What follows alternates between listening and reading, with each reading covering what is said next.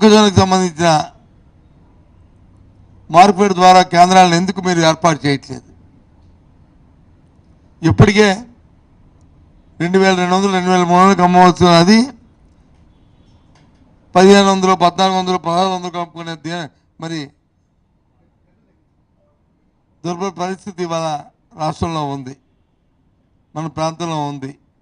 ఇప్పటికే రైతు వచ్చి పక్క చెప్పుకునే పరిస్థితిలో ఉంటున్న ఈ నేపథ్యంలో ఏమిటి మీ అలసత్వం?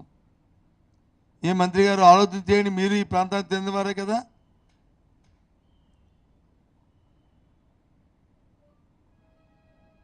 ముఖ్యమంత్రి గారి కంటే అక్కర్లే, ఎందుకంటే వాళ్ళకి రైతు సమస్య అక్కర్లే.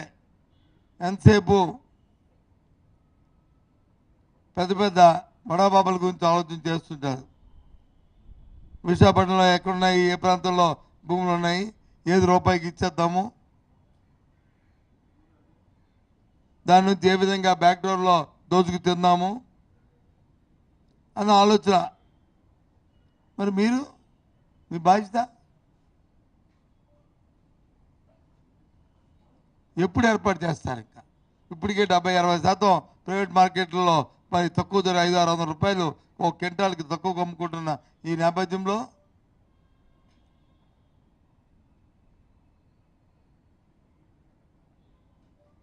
ఎప్పుడు చేస్తారు చెప్పండి?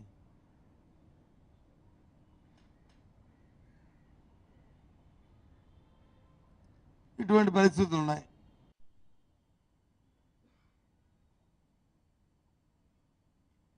చాలా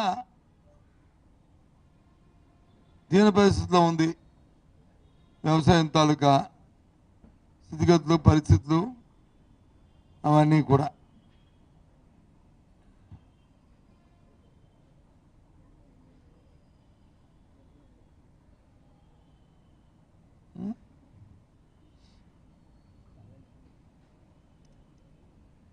నిన్న మన పేపర్లో చూశాను, ప్రభుత్వం ఒకటి 2 జీవోలు కూడా ఇచ్చింది. రియల్ ఎస్టేట్ సంస్థలకి ప్రభుత్వ భూములను వాళ్ళకి ఇస్తున్నప్పుడు దానికి ఎందుకు పారదర్శకతతో ఆ కార్యక్రమం చేయట్లేదు? కారణం ఏంటి?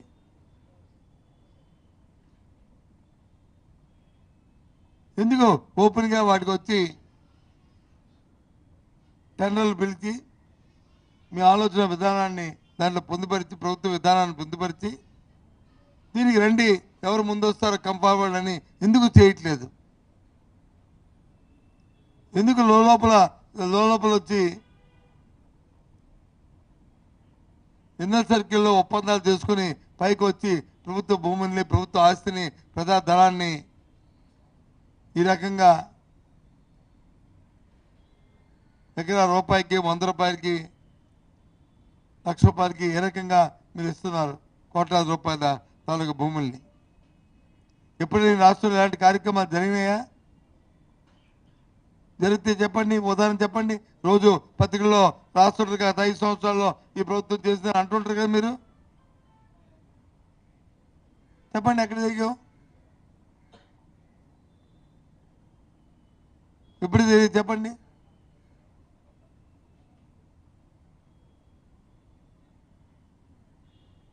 ఏ విధంగా ఆలోచన ఏంటి? అధికారం వచ్చి ప్రజలు వచ్చి 5 సంవత్సరాలు అధికారం ఇచ్చిన పాపానికి ఈ విధమైన దోపిడీగా? ప్రజా సంక్షేమం సంబంధించిన అంశాన్ని వచ్చి పక్కన పెట్టి వాటి గురించి ఒక్కసారి కూడా ఆలోచన చేయకుండా కొనుగోలు కేంద్రాన్ని ప్రారంభిస్తే ఒకవేళ ఆ మార్కెట్ ఇంటర్నేషనల్లో దానికి కొనుగోలుకు 100 కోట్లు 200 కోట్లు ప్రభుత్వం నుంచి పెట్టవలసి వస్తే అవి పెట్టడానికి వచ్చి పెట్టి రైతులు ఆదుకోవడానికి వచ్చి మీకు చేతులు రావు. వాటి గురించి మీకు బుర్రలో ఆలోచన రాదు. కానీ దోపిడీకి మాత్రం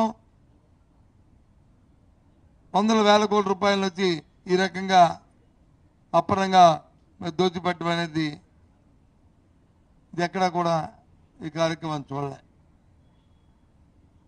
ఈ రాష్ట్రం దేశంలో ఏ రాష్ట్రం లాంటి కార్యక్రమం చేయట్లే. ఇంత పబ్లిక్ బహిరంగ దోపిడీ దీన్ని తీవ్రంగా ఖండిస్తున్నాం, ఆక్షేపిస్తున్నాం. ఈ విధానం ప్రభుత్వంలో సరైన విధానం కాదని ఇవాళ ఒక ప్రతిపక్ష పార్టీగా ఇవాళ వైసీపీ మా తాలూకు విధానాన్ని నిర్ణయిస్తున్నాం.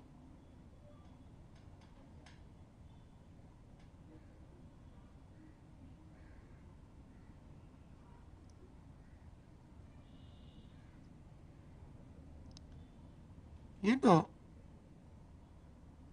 రైతు కూలికెత్తే పని గ్రామాల్లో వచ్చి కూలికెత్తే పని లేకుండా పోయింది.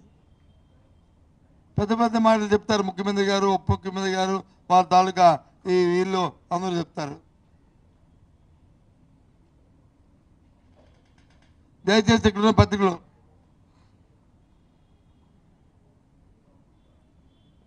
మీ ద్వారా ఈ రాష్ట్ర ప్రభుత్వాన్ని ప్రజలకు వచ్చి వాస్తవాలు చెప్పండి. గత 5 సంవత్సరాల్లో ఉపాధి హామీకి సంబంధించి ఎన్ని 12 దినాలు సంవత్సరానికి చేశాయి, ఈ 18 నెలల కాలంలో ఎన్ని 12 దినాలు చేసా ఒకసారి సంవత్సరాల వారీగో లేకపోతే నెలల వారీగో దయచేసి ప్రకటించండి. రేపు పత్రికల్లో నిజంగా మీకు సత్తుద్ది ఉంటే, ప్రజల పట్ల మీకు అంకిత భావం ఉంటే ప్రభుత్వానికి కళ్ళు తెరిపించండి.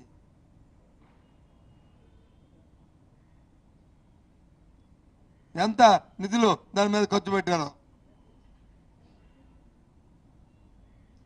5 సంవత్సరాల్లో యావరేజ్ ఎంత వచ్చింది, ఈ 2 సంవత్సరాల్లో యావరేజ్ ఎంత వస్తుంది రేపు మార్చి లోపల అని చెప్పండి. మీదే కదా కూటమి ప్రభుత్వం, మరి ఎందుకు ఆ పనులు చేయలేకపోతున్నారు? ఎందుకు పేదవాడికి అందించలేకపోతున్నారు?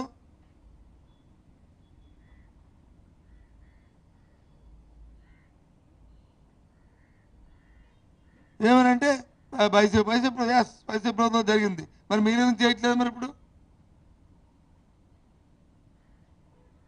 వైసీపీ ప్రభుత్వంలో ఏ గ్రామానికి పోయినా సరే ఒక సెక్రటరియట్ బిల్డింగ్, ఒక రైతు భరోసా కేంద్రం, ఒక పాల సేకరణ కేంద్రం, లేదు ఒక వెల్నెస్ సెంటర్, పక్క భవనాలు నిర్మించాం కదా.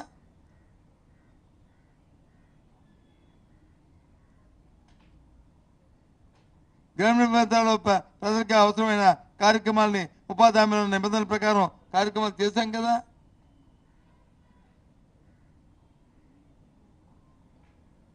మరి మీరెందుకు చేయలేకపోతున్నారు?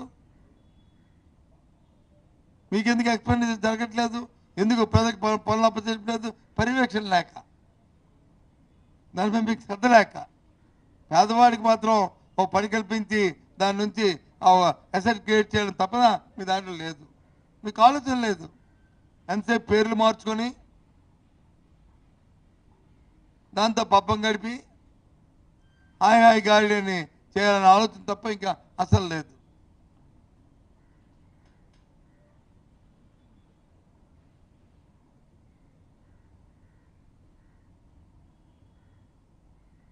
పేదల కోసం ఆలోచన చేసి, వైద్యం కోసం ఆలోచన చేసి హాస్పిటల్ పెడితే, ప్రైవేట్ హాస్పిటల్స్ ప్రభుత్వ హాస్పిటల్ పెడితే, ప్రభుత్వ కళాశాలలు పెడితే ప్రైవేట్ పరం చేస్తా అంటారు.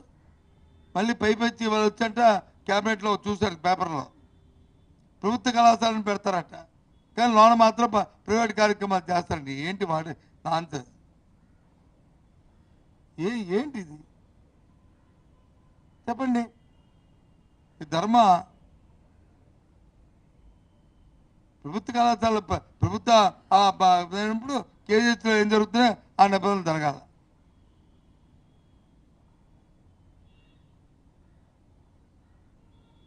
ఆ 17 కళాశాలలు ప్రభుత్వంలో ఉన్నాయి కాబట్టి ఆ నిబంధనల ప్రకారం అవి పెట్టాం.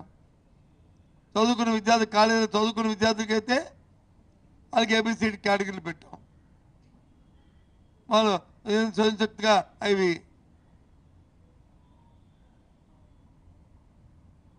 జరగాలి కాబట్టి కార్యక్రమం మెయింటెనెన్స్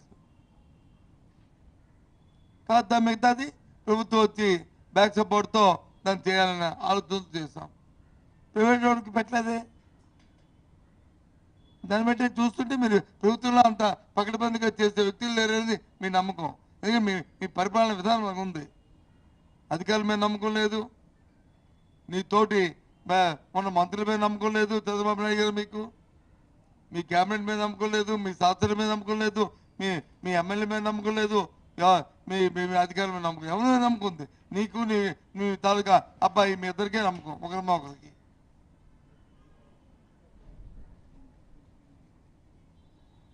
నమ్మకం ఉంటే బాధ్యతగా వాళ్ళకి ఆ కార్యక్రమం చేయించవచ్చు కదా.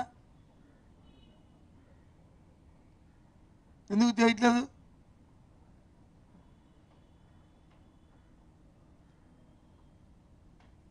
ఈ రంగం కాదు, ఆ రంగం కాదు, పూర్తిగా వైఫల్యం చెందింది రాష్ట్రం. ఈ ప్రభుత్వ కార్యక్రమం ఏ కార్యక్రమం కూడా.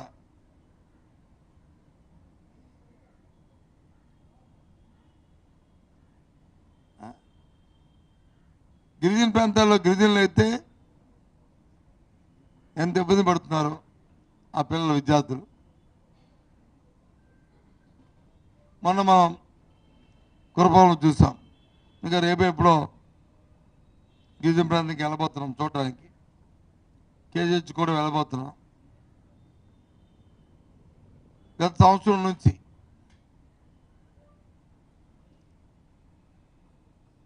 ఎవరైతే సంవత్సరం లోపు ఉన్న పిల్లలు ఉన్నారో వాళ్ళకి సరైన పోషకాహారం తల్లికి అందక కడుపులో ఉన్న బిడ్డకు వచ్చి పుష్టిగా కాన్పైన తర్వాత ఆ పిల్లలు రాలేక ఏమిటి ఇబ్బందితో ఇవాళ ఆ పైన పిల్లలు ఎంత ఇబ్బంది పడుతున్నారో నేను సంఖ్య చెప్తే మళ్ళీ బాగోదు. ఇది చూడండి, ప్రత్యేకంగా చూసిన తర్వాత అక్కడే మాట్లాడి చెప్తాను. ఎంతమంది కేజీహెచ్ ఉన్నారో చూడండి. చిన్నపిల్లలు, గిరిజన ప్రాంతానికి పిల్లలు. ఎందుకు వస్తుంది? కారణం ఏంటి? కేంద్ర రాష్ట్ర ప్రభుత్వాలు గత 5 సంవత్సరాల్లో ఏదైతే గర్భిణీ స్త్రీకి మనం ప్రెగ్నెంట్ నుంచి మరి బిడ్డ